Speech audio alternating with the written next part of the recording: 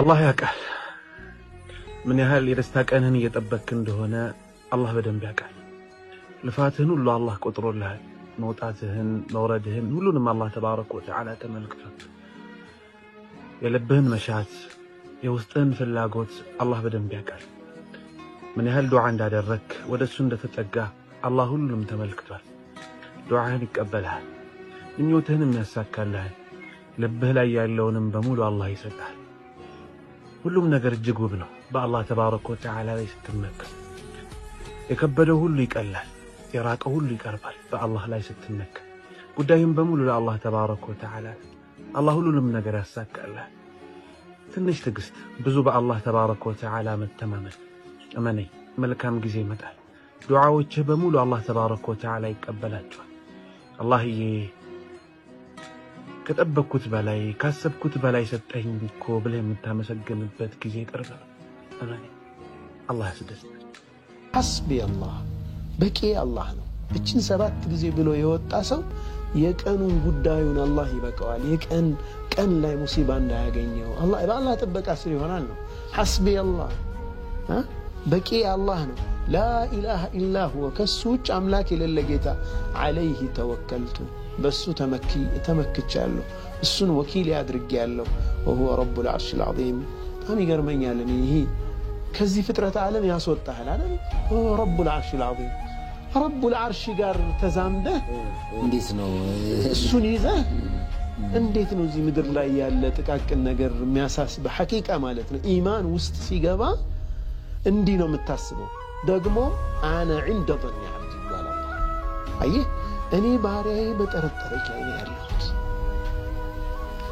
فما ظنكم برب العالمين አይደል ምንድነው የምንጠረጥረው ምንድነው የምናስበው ሐቂቃ ምንድነው የሚሰማን ውስጣችን ይሄ የቂን ደረጃ አለ ወያ ነገር ያን ደሞ እናያለን ኢንሻአላህ በልምምድ የሚመጣ ነው ባንዴ የማይመጣም አሁን ላይ ሰብተመኒ እንዲ በሆንኩ ምናምን ብለንም አይደለም ልምምድ ነው ስንት ጊዜ ተስፋ ቢስነት ተሰምቶ ያውቃል በሮች ተዘግተዋል ገንዘቡም ማልቋል ይረዱህ ቃል የገቡ ሰዎች ጠፍተዋል ሁሉንም ነገር ሞከርክ ግን ምንም አልሰራም ያኔ ነው ሊኖርህ የሚችለውን እጅግ ኃይለኛ መሳሪያ ማስተዋወስ ያለብህ ተወኩል በአላህ መታመን ይባላል አላህ በቂህ ነው በቃ ወንድሜ እህቴ አላህ በቂሽ ነው ካላሰብሽው ቦታ ያሰብሽውን ኸይር ነገር አላህ ያመጣልሻል ምን ካደረሽ በሱ ተመክተሽ እሱን ፈርተሽ ከሐራም ከራክሽ ወላሂ ያማረውን ነገር አላህ የፈለግሽውን የተመኘሽውን መልካም ነገር አላህ ያመጣልሻል በአላህ መመካት አላህን ይዛ አታፍርም በአላህ ተመክተ በአላህ ላይ እምነትን አድርገ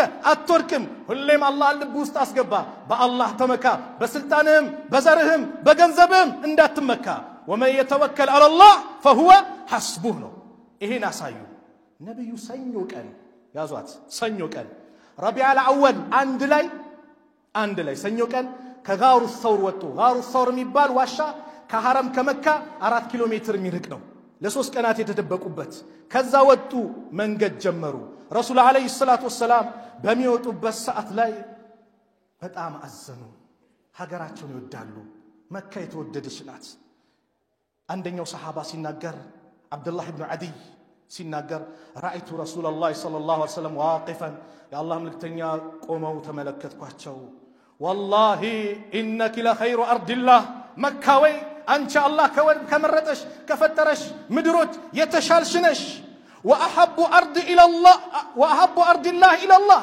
ከአላህ ምድሮች ደግሞ ወደ አላህ በጣም የተወደድሽ ነሽ ولولا اني اخرجت منك እኔ ካንቺ ባስወጡኝ ባስገድዱኝ ባባሩኝ ما خرجت አልወጣም ነበር አሉ የመካ ፍቅር የሀገር ፍቅር ነብዩ ሰለላሁ ዐለይሂ ወሰለም መካን ያዘኑ ተለዩ መንገድ ጀመሩ ሄዱ ሱራቃ ደረሰባቸው 100 ግመል ተብሏል ስደት የሚወጡበት ቀን ነው ብያለሁ 100 ግመል ተብሏል ሱራቃ ደረሰ ነብዩ ቁርአን ይቀራሉ ይላል አቡበከር ሲናገሩ አቡበከር አንዴ በቀኝ ያሉ ሌላ ጊዜ በግራ ከፊት ይሆናሉ ኋላ ይሆናሉ ማንን ለዓለማት ዝነት አድርጎ የላካቸውን የአላህን ነብይ ለመጠበቅ መከራ ቢመጣም በላ ቢመጣም እኔ ጋር ይምጣ ብለው ተወኩል ምንድነው ረሱል ሰለላሁ ዐለይሂ ወሰለም እንዲሃሉ በአላህ ላይ በእውነተኛ እምነት ከተመኩ ወፎችን እንደሚመገብ እናንተንም ይመገባችኋል ጠዋት ላይ ተረበው ይወጣሉ ምሽት ላይ ጠግበው ይመለሳሉ። ተወኩል ዝም ብሎ መቀመጥና መጠበቅ አይደለም፣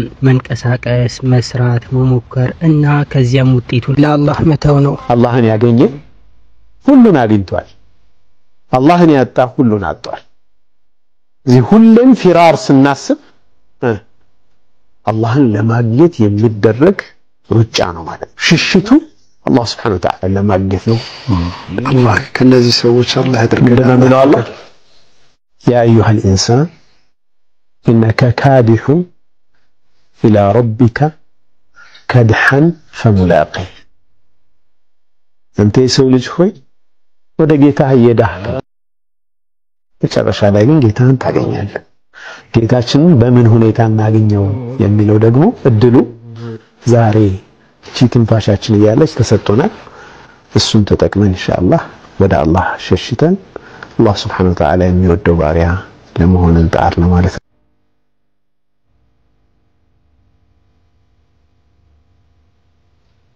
እኔን ያገኘ ምን አጣ? እኔን ያጣ ምን አገኘ? ሁሉም ዱንያ ላይ ያለ ነገር ቢኖር አላህ ከሌለህ ምን አለ? ባዶ ነው።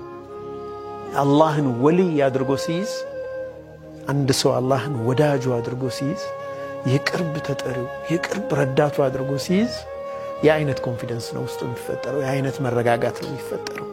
የአላህ ቃል ኪዳን አላህ Subhanahu Wa Ta'ala ቃል ገብቷል። በአላህ ላይ የሚመካም ሰው እርሱ በቂው ነው። አስቡ፣ የሰማያትና የምድር ጌታ እበቃሃለሁ ይላል። ታዲያ ለምን በሰዎች ትጨነቃለህ? ፈጣሪ ሊንከባከብህ ሲያቀርብህ ለምን ከፍጡራን ትለምናለህ? ዱንያ ላይ ስትኖር ሁሌም ነገ የተሻለና መልካም ነገር እየጠበቀህ እንደሆነ እያሰብክ ነው።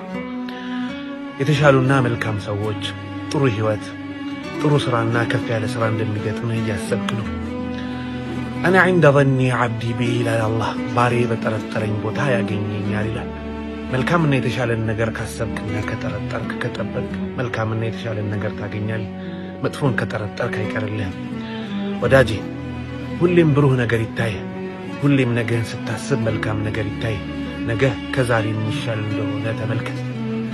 ያኔ ህይወት ደስ ትልሃለች፣ ልብህን በተስፋ ይሞላል። ደስተኛ ሆነህ መኖር ትችላለህ። ነገን ስታስብ መልካም ነገር እንደሚጠብቅህ አስብ። ያኔ ህይወት ትቀልልሃለች፣ ህይወት ትገራልሃለች። አላህ ቀለል ያድርግላችሁ። አንዳንድ ጊዜ አስባችሁ ታውቃላችሁ? የሆነ ነገር በጣም ተመኝታችሁት በሆነ መንገድ ወደ እናንተ ሲመጣ አንኳኩቶ ማለት ነው።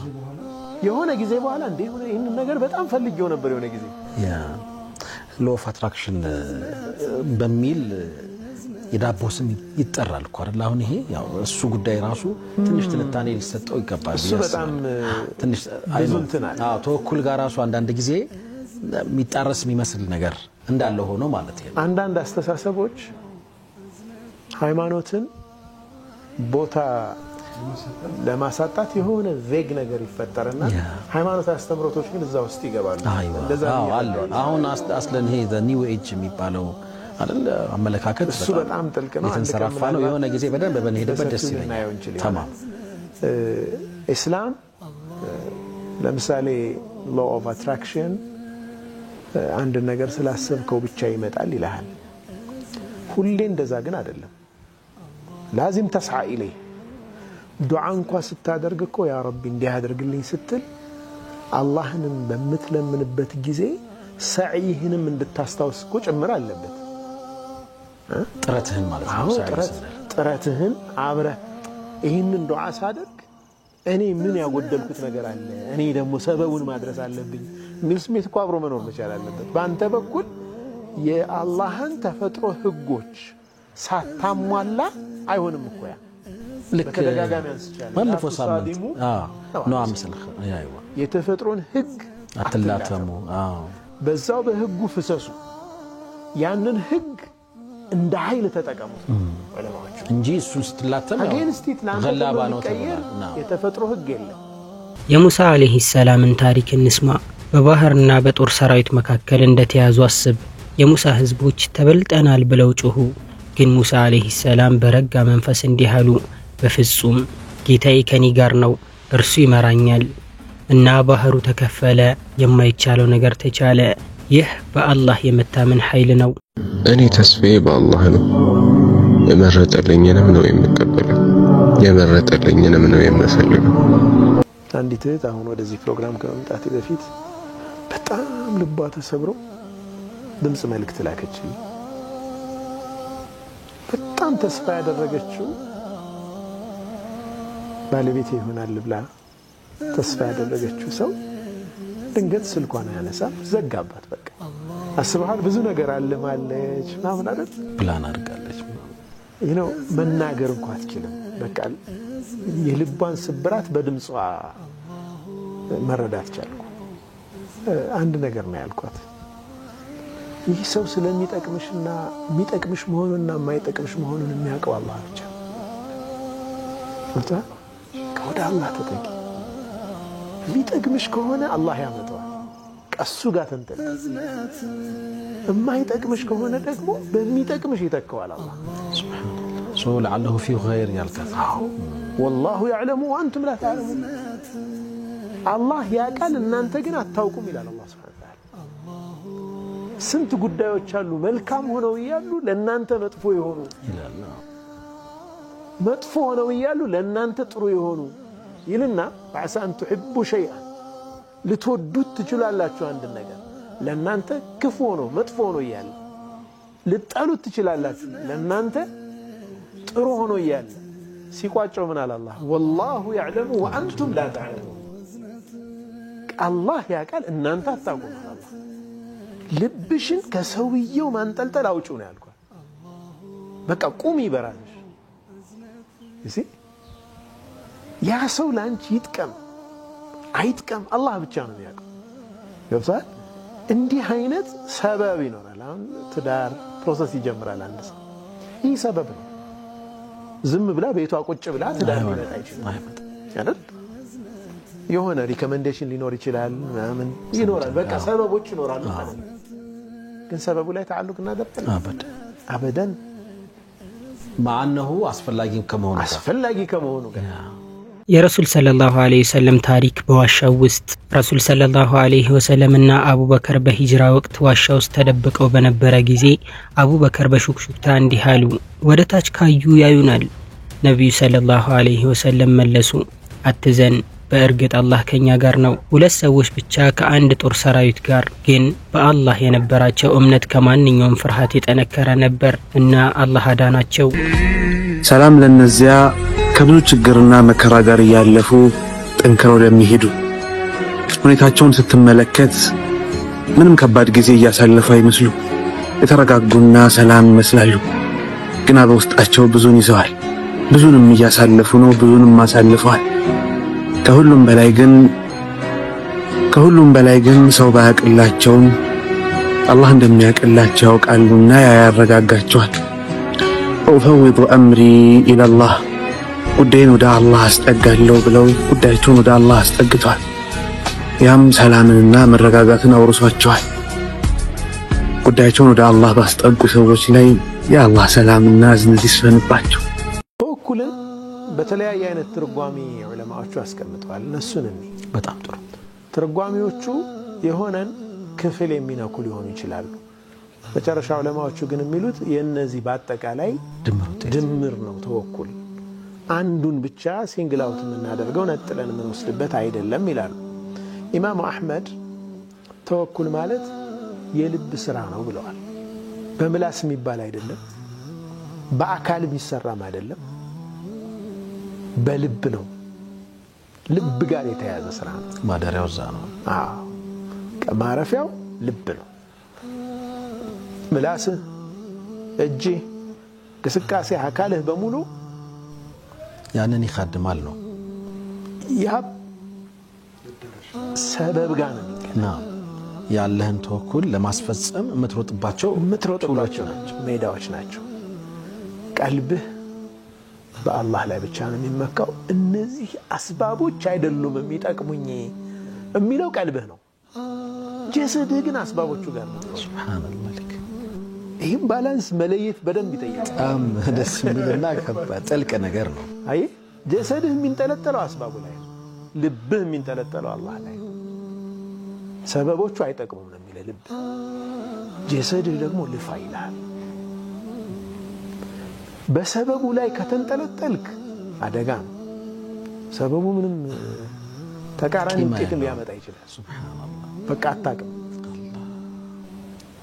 ስለ ውጤቱም አታውቅም እኮ አላህ ብቻ ነው የሚያውቀው። ተወኩል በህይወትህ ወንድሜ፣ ተወኩል ለነብያት ብቻ አይደለም ለአንተም ጭምር ነው። አሁን ስራ ስትፈልግ በአላህ ታመን፣ ስለ ትዳር ስትጨነቅ በአላህ ታመን፣ ወደፊቱን ስትፈራ በአላህ ታመን። ያንተን ድርሻ ተወጣ፣ ግን ውጤቱ አንተን ከራስህ በላይ በሚወድህ ጌታ የተጻፈ መሆኑን ወቅ። በጣም የፈለከው ነገር ሲኖር አድርግልኝ እባክህ ይሄንን አድርግልኝ የምትለውና በጣም ከባድ ችግር ውስጥ ሆነ መሸሸጊያ ነው በቃ እንሰልኝ ጌታ ይርዳኝ የምትለው አካል ሰመድ ይባላል። አሰመድ ጠቅልል ሲደረግ በጣም የሚገርም እንትኑ الذي لا يحتاج الى احد ويحتاجه كل احد ወደ አንድም ክጃሎት የሌለው ሁሉም ግን እሱን የሚከጅል የሆነ ጌታ ማለት ነው። እሱ ገኒይ ነው፣ እሱ የተብቃቃ ነው። እሱ ከመخلوቃቶቹ የሚፈልገው ነገር የለም። መخلوቃቶች በሙሉ ግን ወደሱ መጠጊያ ይፈልጋሉ።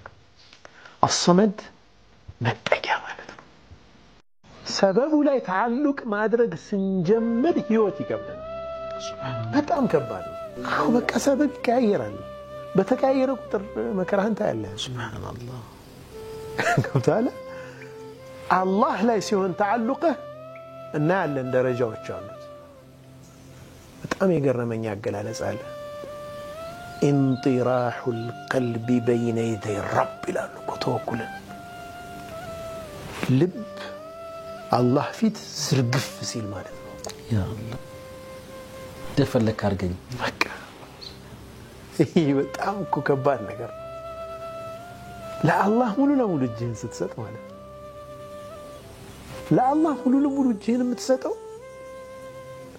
አላህ ላንተ የሚመርጠው ነገር መልካም መሆኑን እርግጠኛ ስለሆንክ ነው እኮ። ሁሌም ምሳሌውን በምን አያያዙት?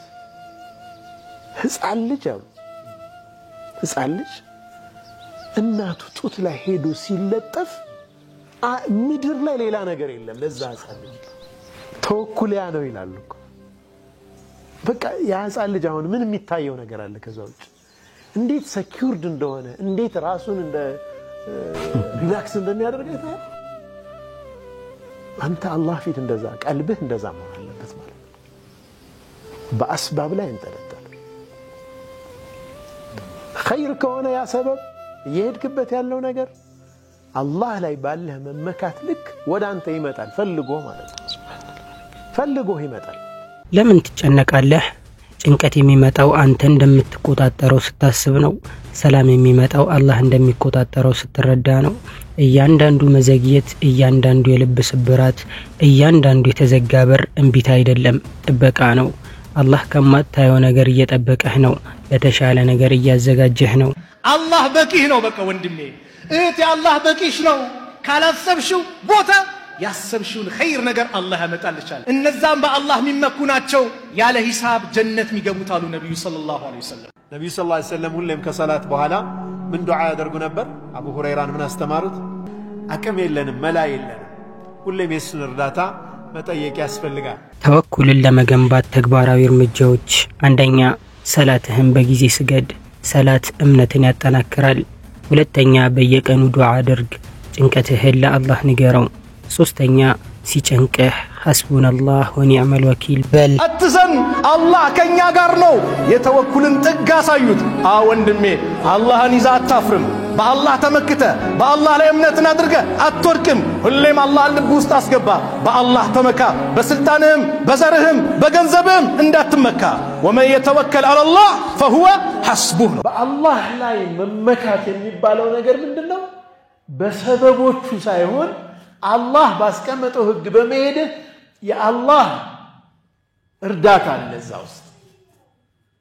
አላህ Subhanahu Wa Ta'ala ውጤት ይሰጠኛል ብለህ ታምናለህ። በውጤቱ ላይ ብቻ አትመረኮዝም።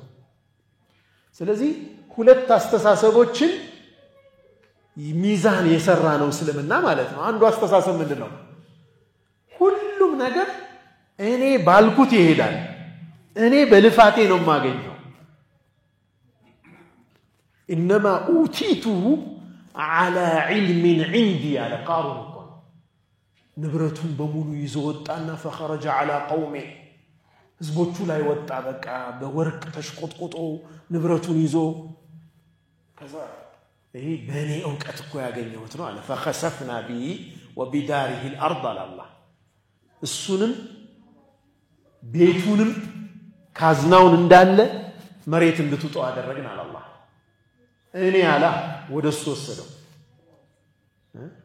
ሌላኛው ደግሞ እጅና እግሩን አጣጥፎ ቁጭ ብሎ እኔ በአላህ ነው ምመካ ብሎ አይሰራ ምን አይዝም ብሎ ከተቀመጠም ይሄም ውድቅ ነው እስልምና አይቀበለውም ይሄን ሰይድና ዑመር ኢብኑ ኸጣብ ረዲየላሁ ዐንሁ ከሰላት ሰዓት ውጭ አንድ ሰውዬ ቁጭ ብሎ አገኙት መስጂድ ላይ ምን ሆነ ነው ሲሉት እንደው በቃ ዝም ብዬ እንደው አላህ እንዲሰጠኝ ዱዓ ያደረኩ አላቸው ان السماء لا تمطر ذهبا ولا فضه ሰማይ ላንተ ብሎ ብርና ወርቅ ያዘን በሙጣና ስራል ሰይድና ዑመር ኸጣብ ወንድሜ በአላህ መታመን ድክመት አይደለም እሱ ታላቅ ጥንካሬ ነው ምክንያቱም ጉዳዮችህን ለአላህ ስታስረክብ በፍጹም የማይከስም ለሆነ ጌታ እያስረከብክ ነው ስለዚህ ዛሬ ማታ የዓለም ክብደት ሲጫነህ ሲሰማህ እጆችህን አንሳና ከልብህ እንዲበል ሐስቡናላህ ወኒዕመል ወኪል አላህ ይበቃኛል እርሱ ከሁሉም የላቀ አስተዳዳሪ ነውና በል አላህ ወደ እናንተ ገጽታ ወደ ሰውነታችሁ ቀጭንና ወፍራም መሆናችሁ ጥሩ ያማረ ቁመና ወይም ደግሞ ጎስቋላ መሆናችሁ እሱ አይደለም የሚያየው አላህ እሱን አይመለከትም ወደ ልቦናችሁና ወደ ስራችሁ ይመለከታል አላህ Subhanahu Wa Ta'ala በሰማነው የምንጠቀም ሰዎች አድርገን ለቻናላችን አዲስ ከሆናችሁ ሰብስክራይብ ማድረጋችሁን እንዳትረሱ የቴሌግራም ቻናል ሊንካችን ኮሜንት ላይ ያለላችሁ ገብታችሁ ፎሎ አድርጉ